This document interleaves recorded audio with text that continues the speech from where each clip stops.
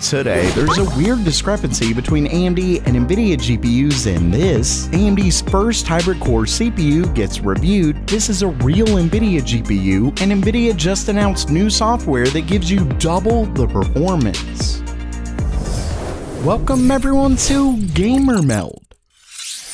First up for today, Bethesda's new title, Starfield, has been on the market for a little while now, so reviewers have had a chance to test out the game in different hardware. And through that, Digital Foundry released a new video that goes over some wild differences in performance when comparing AMD cards to other cards. For example, when they compared the 6800 XT to the 3080, two GPUs that typically perform fairly close to one another, we're seeing the 6800 XT is a whopping 46% faster than the 3080.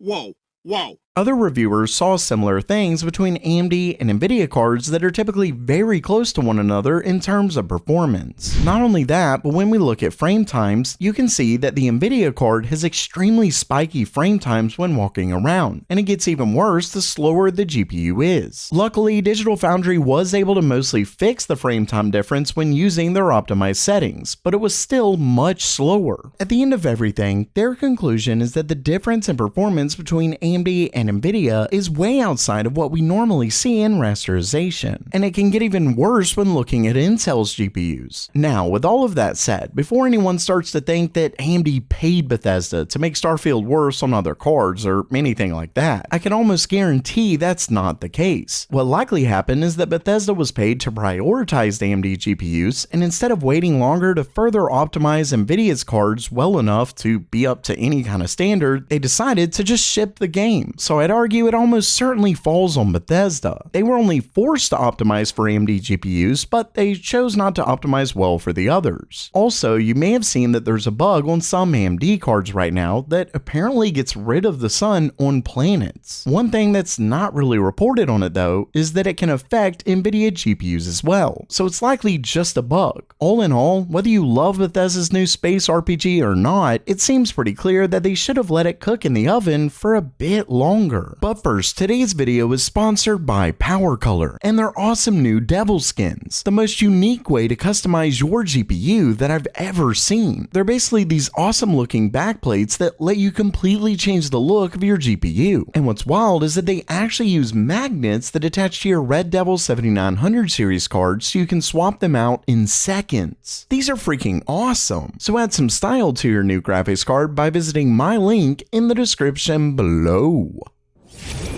Next up for today, AMD's first ever hybrid core chip has been tested, and it's definitely one interesting APU. The story originally comes from a review by David Huang, who was able to test out AMD's new Z1 APU. Now, before anyone says it, the Z1 is not the same as the Z1 Extreme found in the ROG Ally handheld. This is the lower end version, but it's the first ever Phoenix 2 APU, which means that it includes both Zen 4 and Zen 4C cores, making it their first real hybrid core processor with big and little cores, and it was put up against the Ryzen 7 7840U. Now, before I get to the results, keep in mind that the Ryzen 7840U has 8 full Zen 4 cores and 3 times the GPU cores, so it's definitely not a fair comparison. But in the gaming benchmarks, you can actually see that even with way fewer GPU cores, it actually did pretty well, even when on 15 watts versus 25 watts of the 7840U. In CPU tests though, the hybrid chip did about as bad as you would expect.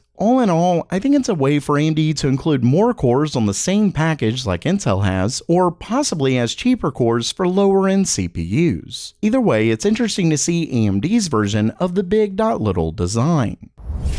Next up, a new Nvidia GPU that we've never seen before was recently shared. As you can see, it's an RTX 3090 Super, and I have to admit that it looks really sleek. Unlike their other 30 or 40 series cards for that matter, the 3090 Super comes in an all black design with a blacked out Super logo flanking the 3090. Remember that Nvidia introduced their Super lineup of cards with the 20 series, and there were rumors during the 3000 series lifecycle that Nvidia was planning to release Super variants. While obviously that didn't happen, I think it's clear Nvidia was at least thinking about it. You can see in this image that even the X frame brandished the Super logo, still in all black. And on that front, I will say that I really wish this color existed on their Founders Edition cards now. Obviously, Nvidia chose not to use it with their 3090 Ti, so we may never see anything like it. But here it looks really cool. Ultimately, I personally think Nvidia did away with the supercards because it got a little confusing for consumers, and their Ti variants are of course much more iconic to the brand.